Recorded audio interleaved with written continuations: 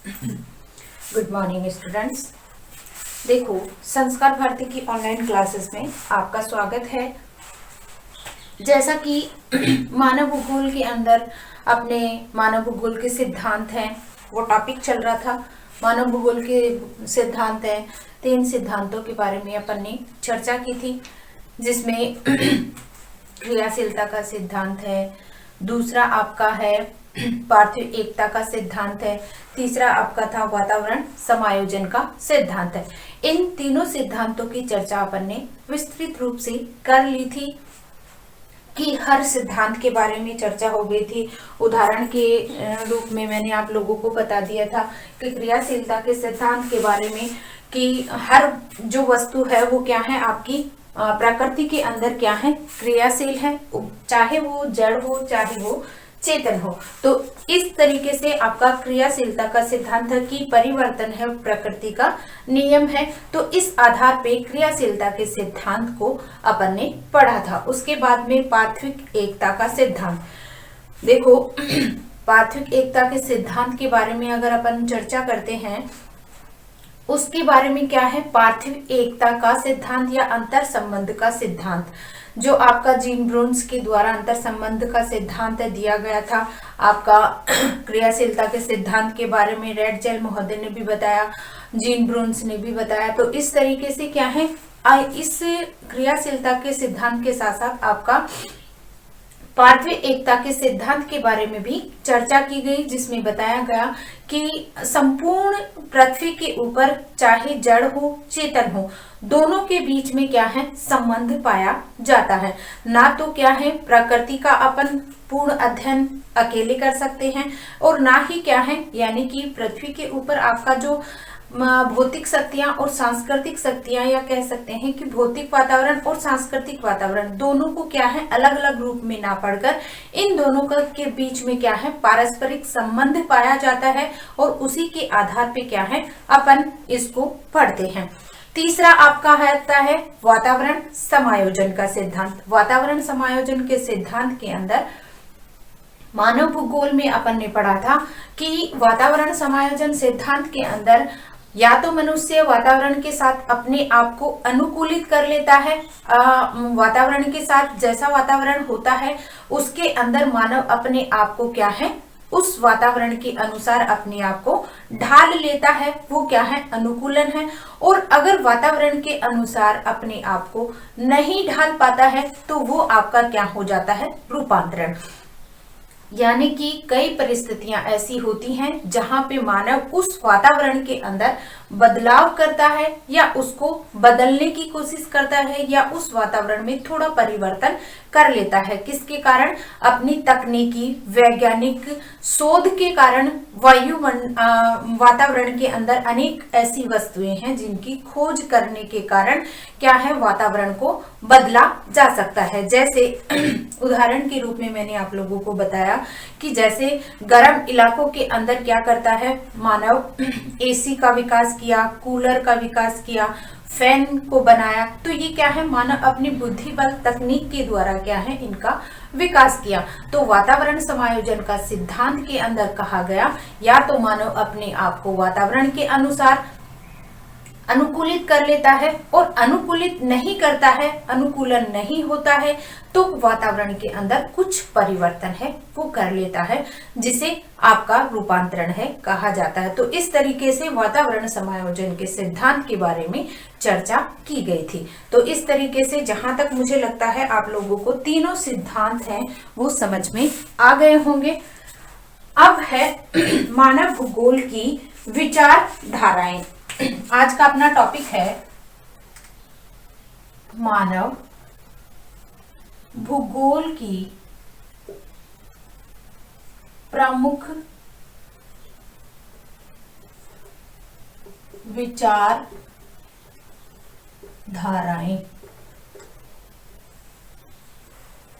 मानव भूगोल की प्रमुख विचारधाराएं। देखो, मानव भूगोल की प्रमुख विचारधाराओं के बारे में अगर चर्चा करते हैं तो 3 प्रकार की विचारधाराएं मानव भूगोल के अंदर अपन पढ़ते हैं। पहली विचारधारा है आपकी निश्चयवादी विचारधारा। इसे नियतिवादी, वातावरणवादी, प्रकृतिवादी विचारधारा के नाम से भी जाना जाता है। दूसरी आती है आपकी संभववादी विचारधारा। संभववादी विचारधारा, उसके बाद में तीसरी आती है नवनिश्चयवादी विचारधारा। देखो नवनिश्चयवादी विचारधारा, इसके अंदर आपके मानव भूगोल की विचारधारा यानी कि अलग अलग जो विद्वान हैं, भूगोलवेता हैं, उन्होंने क्या है मानव भूगोल के अंदर तीन विचारधाराओं का क्या किया, अध्ययन किया, या कह सकते हैं मानव भूगोल के अंदर तीन विचारधाराओं का विकास हुआ, जिसमें आपकी पहली विचारधारा है निश्चयवादी प्रकृतिवादी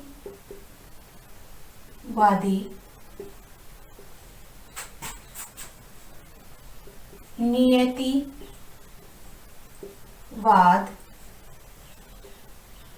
विचारधारा। ये आपकी पहली विचारधारा है। उसके बाद आती है आपकी दूसरी संभववादी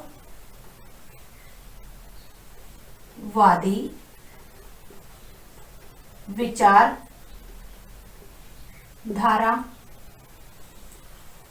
और तीसरी है आपकी नवनिश्चयवादी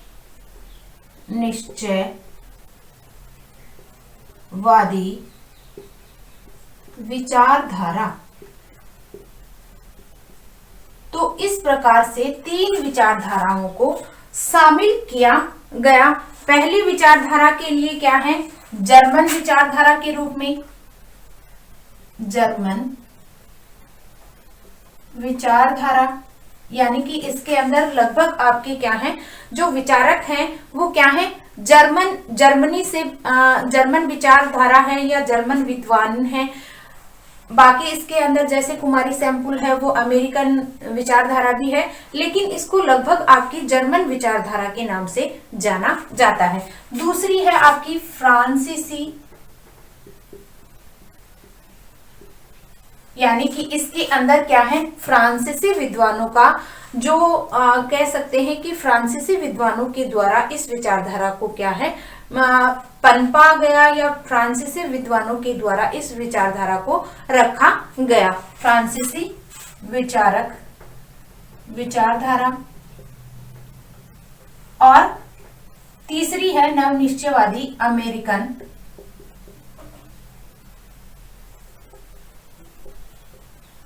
विचारधारा। देखो इस तरीके से क्या है मानव भूगोल के अंदर तीन विचारधाराओं का जन्म हुआ। अब सबसे पहले बात करते हैं आपकी नियतिवादी या निश्चयवादी, या कह सकते हैं कि आपकी प्रकृतिवादी जो विचारधारा है इसके बारे में क्या विचार है वो रखे गए हैं। तो प्रकृतिवादी, निश्चयवादी, नियतिवादी तीनों ही क्या है शब्द अगर दे दिया जाए एग्जाम में तो कंफ्यूज नहीं होना है।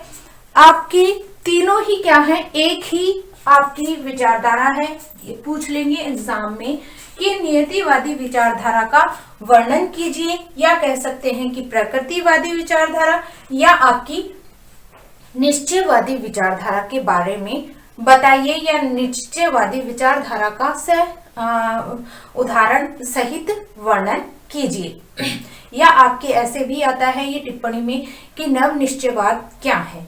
ठीक है, तो इस तरीके से आपके इसमें बड़ा क्वेश्चन भी आता है 15 नंबर का, या आपके टिप्पणी के रूप में 7.5 नंबर का क्वेश्चन भी आता है। तो पढ़ लेते हैं डिटेल से। देखो हल्का फुल्का एक एक बार थोड़ा सा बता देती हूँ, उसके बाद में अपन डिटेल से इनके बारे में चर्चा करेंगे। तो निश्चयवादी विचारधारा के बारे में, आपका निश्चयवादी विचारधारा के बारे में ये माना गया कि प्रकृति है वो आपकी सर्वशक्तिमान है, वो मानी गई है। कि नियतिवादी प्रकृतिवादी विचारधारा के अंदर क्या है प्रकृति को क्या है सर्वे सर्वा माना गया। प्रकृति ही क्या होती है आपकी सर्वे सर्वा मानी गई है। मनुष्य है वो क्या है प्रभावहीन माना गया है। कौन सी विचारधारा के अंदर निश्चयवादी विचारधारा के अंदर, कि इसके अंदर देखो याद कर लो, जो आपकी नियतिवादी और प्रकृतिवादी विचारधारा है ये दोनों क्या है, एक दूसरे के विपरीत है। यानी कि नियतिवादी विचारधारा है वो तो क्या है, आपकी प्रकृति में विश्वास रखती है कि जो भी कार्य किए जाते हैं, जो भी कार्य होते हैं वो क्या है, प्रकृति ही क्या है, संचालित करती है। मानव का इसके अंदर गौण स्थान माना गया है कि मानव इसके अंदर कुछ भी नहीं है, सर्वे सर्वा जो करने वाली है वो प्रकृति को ही माना है। ये किसके विचार हैं, आपके प्रकृतिवादी विचारकों के विचार माने गए हैं। उसके बाद आपकी आती है संभववादी विचारधारा। देखो संभववादी विचारधारा के अंदर संभववादी विचारधारा का संभव आपका जो शब्द है उसका विकास करने वाले फेब्रे महोदय हैं, और उसके बाद में इसकी विचारधारा के बाद में अगर अपन बात करते हैं तो फ्रांसीसी विचारक हैं, फ्रांसीसी विद्वान हैं। इन्होंने फ्रांसीसी विद्वान ने संभववादी विचारधारा के रूप में क्या माना है कि प्रकृति है वो मनुष्य के सामने कुछ भी नहीं है। क्यों नहीं है, क्योंकि प्रकृति मनुष्य के सामने क्या करती है, समस्याएं पैदा करती है, लेकिन मनुष्य अपनी बुद्धि बल के द्वारा क्या करता है, उन समस्याओं का समाधान है वो ढूंढ लेता है। प्रकृति मनुष्य के सामने अनेक प्रकार की समस्याएं पैदा करती है, लेकिन मनुष्य उन समस्याओं का समाधान है अपने बुद्धि बल के द्वारा क्या है, ढूंढ लेता है।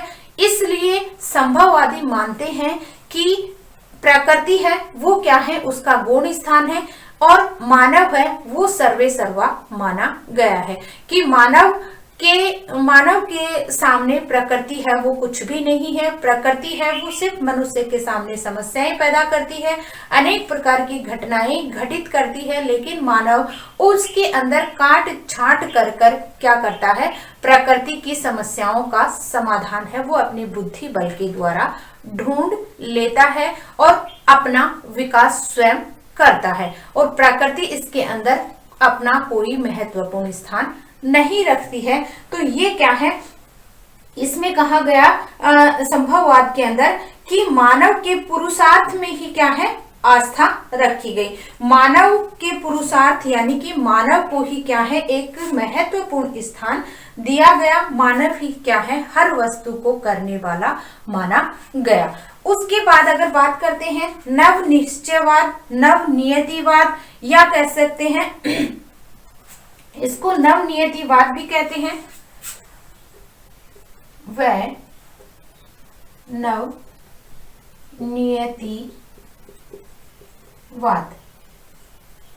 नव नियतिवाद भी कहा जाता है। किसको, नव निश्चयवाद या नव नियतिवाद। ये क्या है, अमेरिकन भूगोलवेता ग्रिफिथ टेलर के द्वारा क्या है, ये विचारधारा है दी गई, जिसमें मानव पर नियंत्रण के स्थान पर प्रभाव के महत्व पर क्या है, बल दिया गया। देखो नव नियतिवाद के अंदर क्या कहा गया कि प्रकृति और मानव दोनों में क्या है, अंतर संबंध पाया जाता है। दोनों के बीच में जब तालमेल होगा तभी क्या है, आपकी नव निश्चयवादी विचारधारा है वो कार्य करती है। ना तो मनुष्य है वो क्या है, महत्वपूर्ण स्थान रखता है, और ना ही प्रकृति है वो सर्वे सर्वा मानी गई है। दोनों क्या है, अपने मिलजुल कर कार्य करेंगे। दोनों के बीच में क्या है, पारस्परिक संबंध है वो बना हुआ है। प्रकृति के बिना मनुष्य का कोई स्थान नहीं है, और ना ही क्या है, मनुष्य अगर नहीं रहेगा तो प्रकृति का कोई भी स्थान है वो नहीं रहेगा। देखो उदाहरण के रूप में बताती हूँ कि प्रकृति है वो मनुष्य के सामने अनेक समस्याएं पैदा करती है, लेकिन मनुष्य उन समस्याओं को क्या करता है, जैसे सर्दी है, गर्मी है, वर्षा ऋतु है, ये सारी क्या है, एक ऋतु के चक्र में या इस तरीके से एक चक्र है वो चलता रहता है। लेकिन अगर जैसे मान लो बहुत ज्यादा गर्मी है तो मनुष्य ने अपने बुद्धि बल के द्वारा फैन है, कूलर है, इनका विकास किया है। बहुत ज्यादा ठंड है तो मनुष्य ने क्या किया है, हीटर का विकास किया जिससे रूम है वो गर्म रह सके।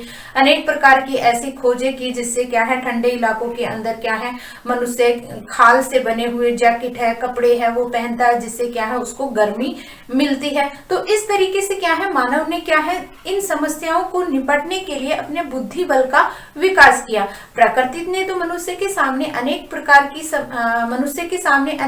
की समस्याएं हैं वो पैदा करी हैं, लेकिन मनुष्य ने भी क्या है, अपने बुद्धि बल के द्वारा इन समस्याओं का क्या है, समाधान करते हुए वो आगे बढ़ता है। लेकिन नवनिश्चयवादी जो विचारधारा है, इसने क्या माना है कि दोनों ही क्या है, पारस्परिक संबंधित है। किस रूप में, अगर दोनों में से एक को हटा दिया जाए तो एक का कोई भी अर्थ है वो नहीं निकलता है। अगर आपने प्रकृति के अंदर, अगर संसार में दोनों ही क्या है, परस्पर संबंधित रहेंगे, दोनों एक साथ चलेंगे, तभी एक दूसरे के ऊपर ये क्या है, एक दूसरे के ऊपर निर्भर है।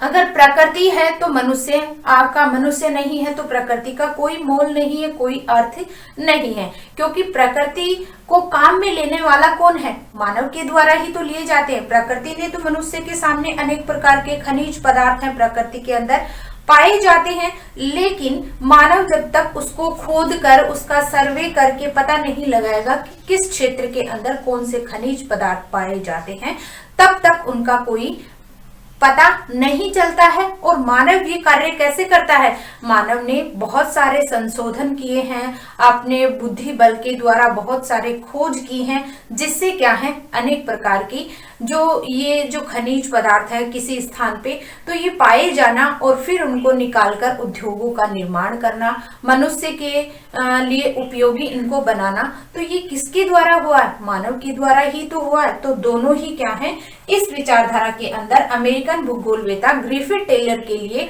इन्होंने ये माना है कि जब तक दोनों क्या है, आपस में पारस्परिक संबंधित नहीं होंगे, दोनों एक दूसरे के साथ चलेंगे नहीं, या क्या है, ये बात नहीं समझेंगे कि दोनों क्या है, दोनों का एक ही मोल है, अगर एक को हटा दिया जाएगा तो दूसरे का कोई अर्थ नहीं है। तो इस आधार पे क्या है, आपकी तीनों विचारधाराएं हैं, इनको मान्यता के रूप में मानव भूगोल के अंदर पढ़ा जाता है। तो इसका स्क्रीनशॉट लेना चाहते हो तो ले सकते हो। आगे अभी चर्चा करते हैं।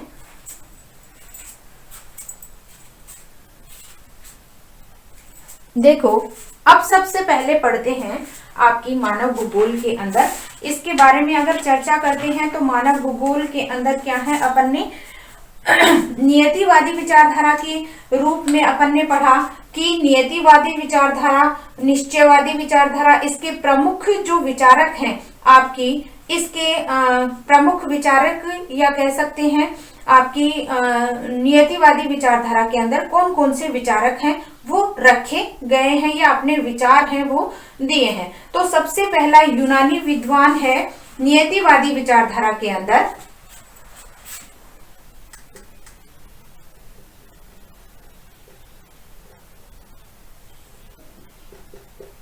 विचारधारा में यूनानी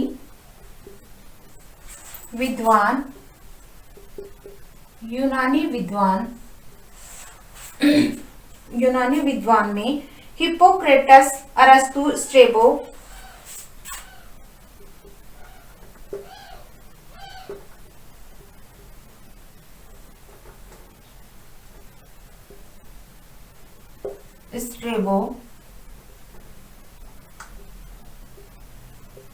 अरस्तु, ठीक है। ये क्या है, आपकी यूनानी विचारधारक हैं या यूनानी विद्वान है। दूसरा आपका है जर्मन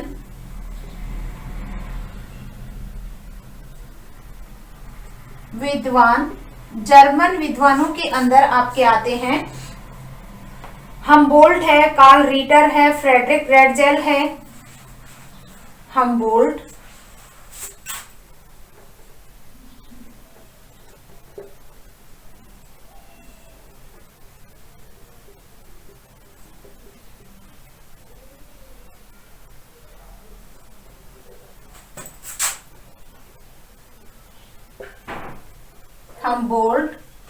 कार्ल रीटर, रेडजेल, ये क्या है आपकी नियतिवादी विचारधारा के अंदर यूनानी विद्वान, जर्मन विद्वान, और तीसरा है आपका फ्रांसीसी विद्वान। फ्रांसीसी विद्वान की अगर चर्चा करते हैं तो फ्रांसीसी में फ्रांसीसी विद्वान। फ्रांसीसी विद्वान के अंदर चर्चा करते हैं तो आपके कौन से आते हैं? बोदीन, मोंटेस्क्यू,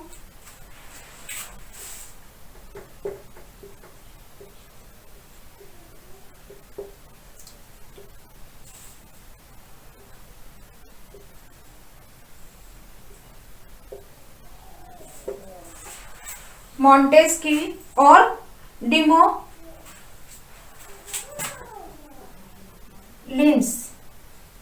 ठीक है, ये क्या है? आपके फ्रांसीसी विद्वान है, वो माने गए हैं। और लास्ट है नियतिवाद के अंदर आपका अमेरिकन भूगोलवेता। अमेरिकन भूगोलवेता कुमारी सैंपुल।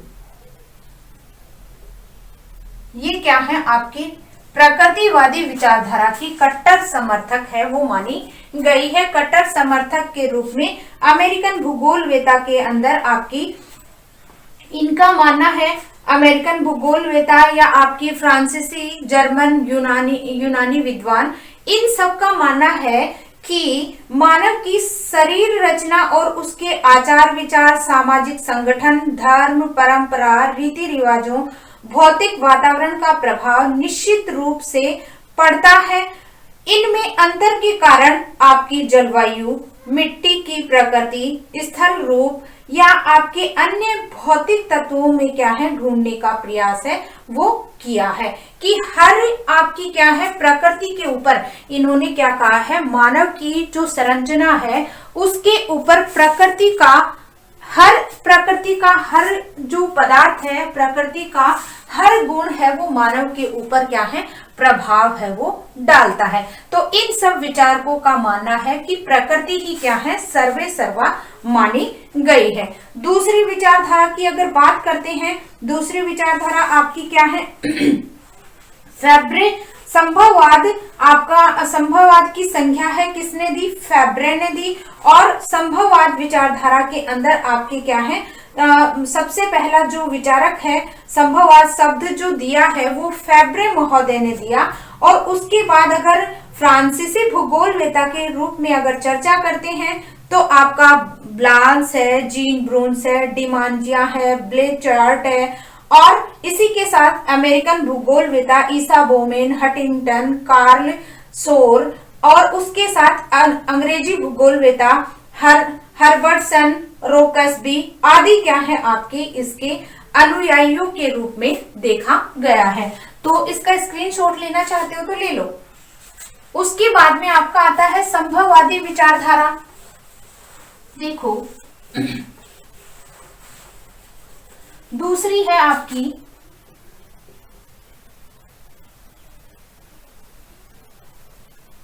संभववादी विचारधारा। संभववादी विचारधारा के अंदर सबसे पहले आपके कौन सा विचारक है? फैब्रे ने ये विचारधारा संभववाद शब्द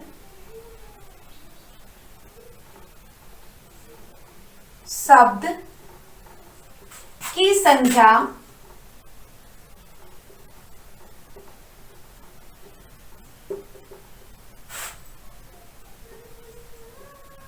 फैब्रे महोदय ने दी। यानी कि कह सकते हैं आपके न्यूटाइप का भी क्वेश्चन आता है कि संभववाद शब्द है वो किसने दिया है या संभववाद शब्द की रचना है किसने की? तो फैब्रे विद्वान है उन्होंने दी है। इसके प्रमुख विचारक हैं संभववाद के।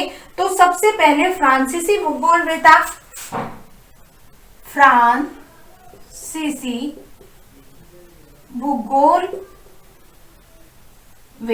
फ्रांसीसी भूगोलवेता के रूप में ब्लास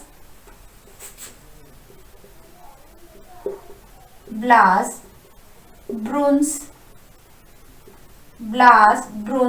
डिमांजिया,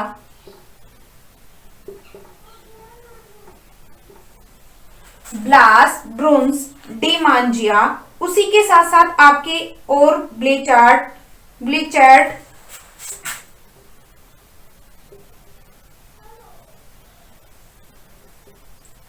आदि। उसके साथ साथ आपके फ्रांसीसी के बाद में आपके आते हैं अमेरिकन भूगोलवेता, दूसरे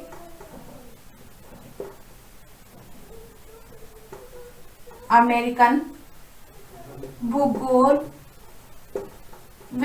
अमेरिकन भूगोलवेता की बात करते हैं तो आपका ईसा बोमेन,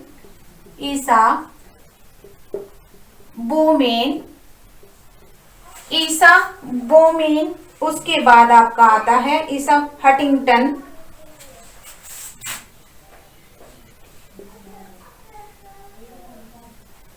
कार्ल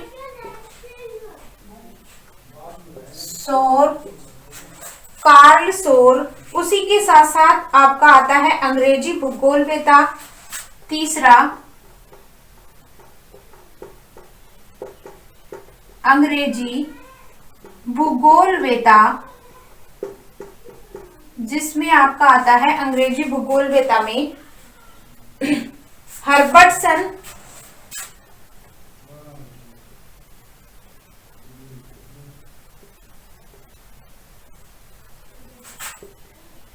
रोकसबी।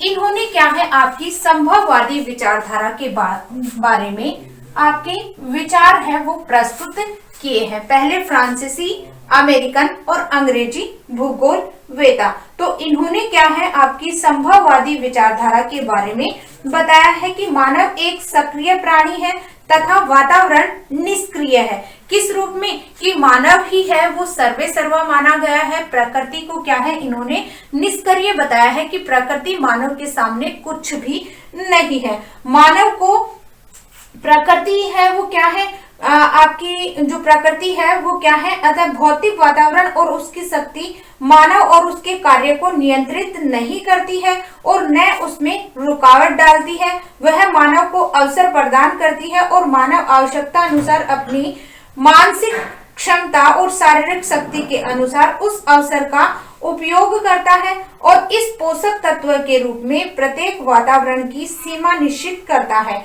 और इसी के साथ साथ मानव अपनी बुद्धि बल के द्वारा क्या है अधिक बल का चुनाव करके और इस विचारधारा के अंदर परिवर्तन है वो करता है कि इसके अंदर भौतिक कार्यों के जितने भी भौतिक कार्य हैं कि मानव को कहा गया है कि मानव एक सक्रिय प्राणी है। मानव क्या है हर वस्तु के अंदर बदलाव कर सकता है। मनुष्य है वो क्या है बुद्धि बल के द्वारा हर कार्य है वो संभव बना सकता है। तो ये क्या है आपकी संभववादी विचारधारा के विचार हैं वो माने गए हैं। उसके बाद में आपकी आती है नवनिश्चयवादी विचारधारा। नवनिश्चयवादी विचारधारा के अंदर आपके जो विचारक हैं उन्होंने क्या है अपने अपने विचार हैं वो प्रस्तुत किए हैं और ये तीसरी विचारधारा है वो आपकी 20वीं शताब्दी की विचारधारा है वो मानी गई है।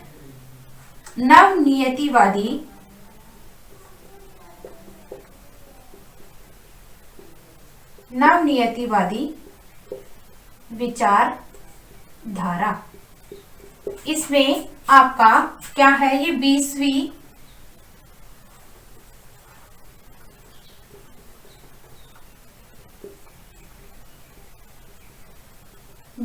शताब्दी की विचारधारा है। 20वीं शताब्दी में इसका क्या है उदय हुआ और ये क्या है तीसरी विचारधारा के रूप में सामने आई। इसके अंदर अगर बात करते हैं तो इसका जो विचारक है वो कौन है आपका ग्रिफिथ टेलर है वो माना गया है। और ग्रिफिथ टेलर और डॉक्टर आपका टैथम नामक इसमें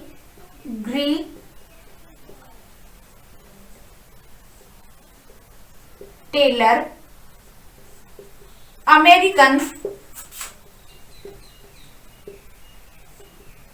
भूगोलवेता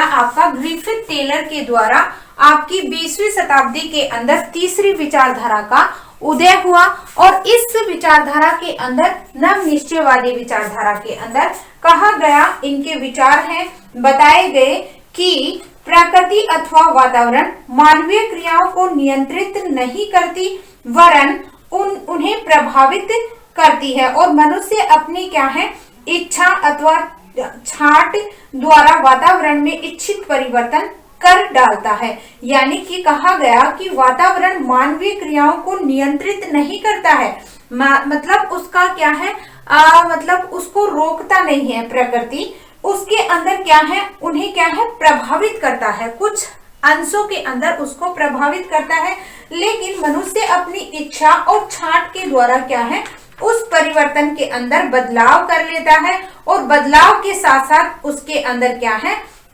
बदलाव करके उसको आगे बढ़ाता है। तो इस तरीके से नवनिश्चयवादी विचारधारा को आधुनिक नियतिवादी विचारधारा, वैज्ञानिक, इसके साथ साथ इसको क्या कहा गया, नवनिश्चयवादी विचारधारा को आधुनिक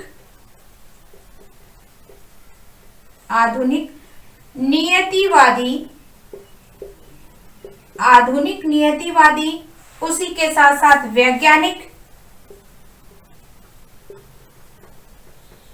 उसके साथ आपका वैज्ञानिक के साथ ही आपकी वैज्ञानिक नियतिवादी और ठहरो और जाओ, वैज्ञानिक नियतिवादी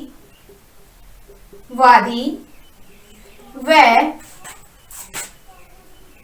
ठहरो व जाओ विचारधारा के रूप में पढ़ा जाने लगा। ठीक है, तो इस तरीके से क्या है आपकी नवनिश्चयवादी विचारधारा को अनेक नामों से जाना जाने लगा। आधुनिक नियतिवादी, नवनिश्चयवादी, आपकी वैज्ञानिक नियतिवादी, रुको और जाओ सिद्धांत, ठहरो और जाओ सिद्धांत के नाम से भी इस विचारधारा को माना जाने लग गया। इसका स्क्रीनशॉट लेना चाहते हो तो ले सकते हो।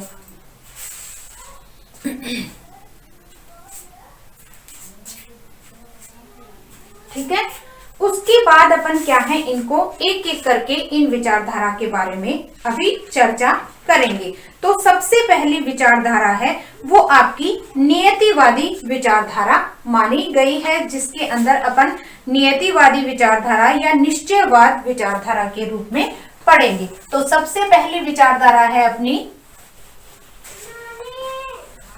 सबसे पहली विचारधारा निश्चयवाद या नियतिवाद।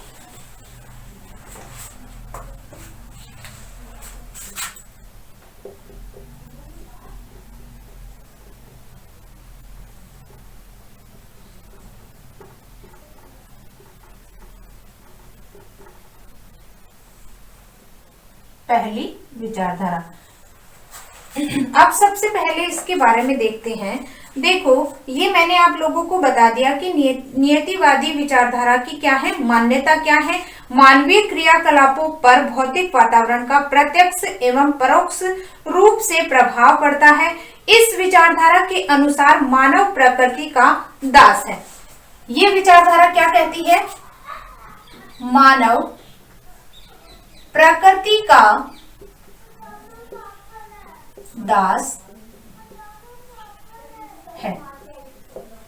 देखो, नियतिवादी या निश्चयवादी विचारधारा क्या कहती है कि प्रकृति का कौन दास है, मानव है वो दास है। किस रूप में बताया है, क्योंकि प्रकृति जो कार्य मानव से करवाती है वो कार्य मानव करता है। जैसे मैं आपको उदाहरण देती हूँ कि वर्षा ऋतु के अंदर अगर बरसात आती है तो उसके ऊपर क्या मानव का जोर होता है, वो रोक सकता है, नहीं रोक सकता। ऐसे ही क्या है, बादलों का बनना है, सूर्य का जो ताप है वो बढ़ना है, घटना है, या कह सकते हैं पहले जब पृथ्वी की गति जब होती है तो दिन बनना, फिर रात होना, दोपहर का होना, और वार्षिक गति है, दैनिक गति है।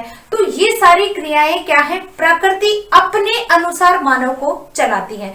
इसमें कोई दो राह भी नहीं है। ये चीज अपन भी मानते हैं कि प्रकृति जैसे मानव को चलाती है, मानव को चलना पड़ता है। जैसे बाढ़ का आना है, भूकंप का आना है, ज्वालामुखी का फूटना है, ये सारी क्रियाएं क्या है, प्रकृति है वो अपने अनुसार क्या है, मानव को संचालित करती है। तो इस विचारधारा के अंदर क्या कहा गया, सबसे बड़ी बात ये कही गई कि मानव प्रकृति का दास है। क्यों दास है? क्योंकि जैसा प्रकृति कराती है मानव को वैसा ही करना पड़ता है।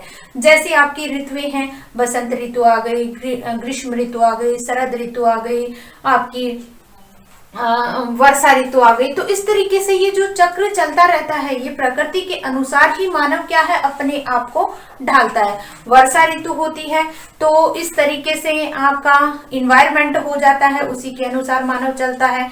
फिर उसके बाद में सर्दी ऋतु आ जाती है, शरद ऋतु आती है, तो मानव क्या है, गर्मी के कपड़े ना पहन के सर्दी के कपड़े पहनना, सर्दी के अनुसार ही क्या है, कार्यरत करना। ऐसे ही क्या है, गर्मी आती है तो गर्मी के आधार पे मानव को उसी मौसम के अनुसार अपने आप को क्या है, संचालित करता है।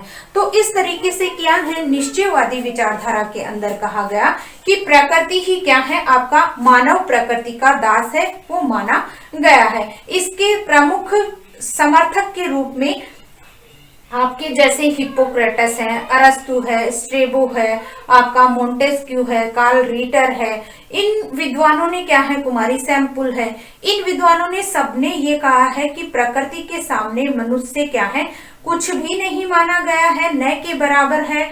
मनुष्य प्रकृति के अंदर महत्वपूर्ण ना मानकर प्रकृति ही मनुष्य के सामने क्या है, सर्वशक्तिमान है, वो मानी गई है। जैसे हिप्पोक्रेटस महोदय है, उनकी जो पुस्तक है उसके अंदर जैसे वायु, जल और स्थान, इसके अंदर उन्होंने कहा गया कि एशियाई लोग हैं वो आराम है, वो क्या है, आराम पसंद एशियाई लोग की तुलना में सक्रिय एवं कार्यकुशल यूरोपियों की तुलना के अंदर विचार करते हैं। तो आपकी प्रकृति के अंदर वातावरण की स्थिरता की पुष्टि में उन पर्वतीय प्रदेशों के निवासियों की तुलना जो लंबे, विनम्र, साहसी होते हैं और उसके विपरीत क्या है, शारीरिक गठन वाले, दुर्लभ, पतले और सुंदर, बलवान, शुष्क निवासी प्रदेश की तुलना है वो की गई। उसी के साथ साथ अगर देखा जाए तो अरस्तु ने अपने विचार रखे। अरस्तु ने अपनी पुस्तक पॉलिटिक्स में कहा, यूरोप के ठंडे स्थानों के निवासी क्या होते हैं, वीर होते हैं, मतलब बलवान होते हैं, परंतु उनको क्या है, ज्ञान और तकनीकी के अंदर क्या है, वो पिछड़े हुए होते हैं। ऐसे तो क्या है, वो आपके जो लोग होते हैं ठंडे इलाकों के अंदर रहने वाले, वो क्या होते हैं, साहसी होते हैं, वीर होते हैं, लेकिन तकनीकी ज्ञान के अंदर क्या है, वो पिछड़े हुए माने हैं। परंतु अगर देखा जाए तो अन्य क्षेत्रों की तुलना में वे स्वतंत्र भी कहे जाते हैं। और उसी के साथ साथ अगर एशियाई लोगों की बात करते हैं तो एशियाई लोग क्या होते हैं, ज्ञानी और चतुर होते हैं, परंतु भावना विहीन होते हैं, जिसके कारण वे दासता और गुलामी में जकड़े हुए हैं। उसी के साथ साथ क्या है, आपके यूनानी लोगों की तुलना की गई कि यूनानी है वो क्या है, मध्य क्षेत्र के निवासी हैं। उन्होंने उनके जिनके कारण वे दास्ता और जिनके कारण उनके लिए कहा गया कि ये दोनों विशेषताएं हैं इनके अंदर पाई जाती हैं। दोनों कौन सी, एक तो साहसी और ज्ञानी, दोनों ही क्या है, यूरोपीय लोग हैं वो पाए जाते हैं। जैसे आपकी एशियाई लोगों की अगर बात की तो उन्होंने एशियाई लोगों के अंदर क्या है, ज्ञान का भंडार पाया जाता है, लेकिन उनके भावनाएं, इमोशन है वो नहीं पाए जाते हैं। और ऐसे ही क्या है, दोनों ये जो यूनानी लोग हैं वो क्या है, यूनानी लोगों के अंदर दोनों ही गुण पाए जाते हैं, चतुर भी होते हैं और आपके वीर भी होते हैं। तो ये क्या है, प्रकृति का प्रभाव इन लोगों के ऊपर पड़ता है कि जिस प्रकृति के अंदर लोग रहते हैं वैसे ही इन्वायरमेंट के अंदर वो अपने आप को ढाल लेते हैं कि कहीं के लोग क्या होते हैं, वीर होते हैं, कहीं आपके क्या है, आपके आपके इंटेलिजेंट हैं, ज्ञानी हैं, वो पाए जाते हैं, उनमें वीरता की भावना नहीं पाई जाती। तो ये क्या है, प्रकृति का प्रभाव उनके अंदर देखने को मिलता है। तो इस तरीके से क्या है, इन्होंने विचारधारा को समझाया है। देखो आज के लिए बस इतना ही, और कल चर्चा करेंगे। धन्यवाद।